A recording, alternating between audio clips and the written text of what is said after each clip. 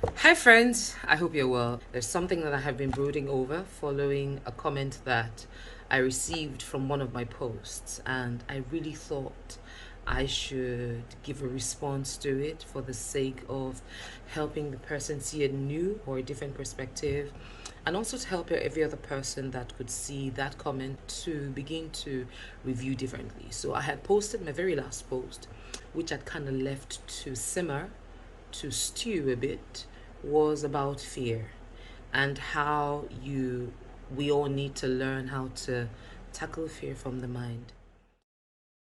And somebody had responded on one of the social media platforms where I'd shared it to say, oh, all these I want motivational speakers, we aspire to aspire people. It's okay. And by the way, I'm not a motivational speaker. I am a certified, a trained coach and cognitive behavioral therapist. Fear really is just feedback. Okay? It's not a one size fits all. It's your mind's response to what your and your your ears and your eyes have told it. So, based on how you have experienced life thus far, based on what you have been through, based on what you've progressively seen and heard, your mind will interpret, and typically in a state of equilibrium, your mind stays safe by self protecting. So when you experience something that is new, that you're not used to, or that you can't quite interpret, you don't quite have control over, you pretty much will do any of three things. Either you run away, you get overwhelmed by it and you're not able to move and then it just swallows you, or Zig Ziglar says that fear is pretty much an acronym for face everything and rise. Pretty much face your fear and rise above it. Or you forget everything and run away from it. But then I also like to add that you have an option as well to step backwards, to figure out the situation and relaunch.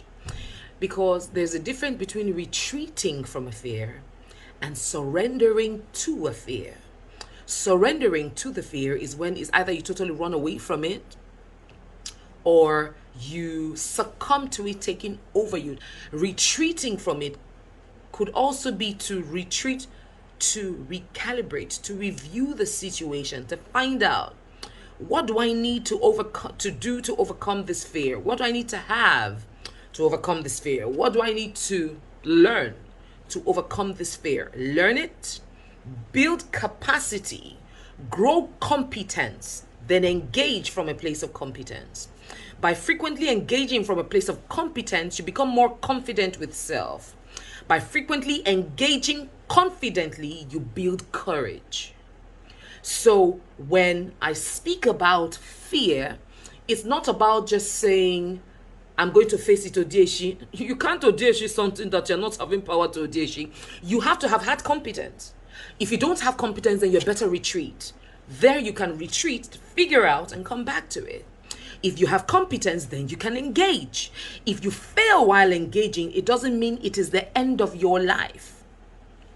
If you fail while engaging, you can now retreat to ask yourself, what could I have done better?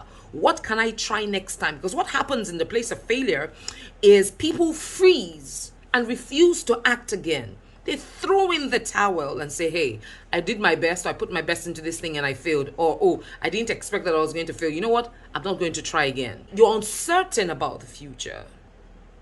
So you will pretty much stop. But what you should do at that point is step back. What can I do differently? What can I learn anew? How can I engage differently? And then you engage with active hope.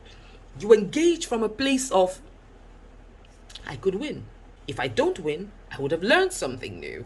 If I win, then I would grow to try something differently. The state of safety will not allow you to engage, it will not allow you to move forward, to thrive. It will not allow you to try new things. It's in trying new things that you grow.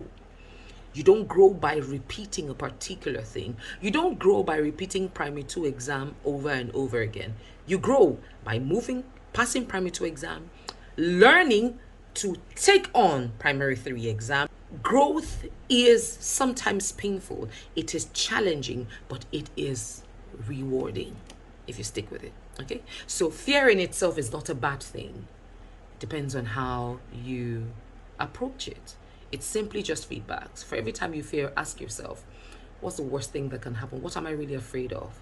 What can I try? How can I start? It's possible I will not need to go woof once. I could start gently. What am I afraid of? The fear of heights, for example, the fear of heights. I could start from 3-story buildings and I go to 2-story buildings, or I could start from whatever it is. Being intentional about that fear and making a choice to engage from a place of competence, confidence, and courage progressively has to be your choice to make. So ask yourself, what am I afraid of? What's stopping me from engaging?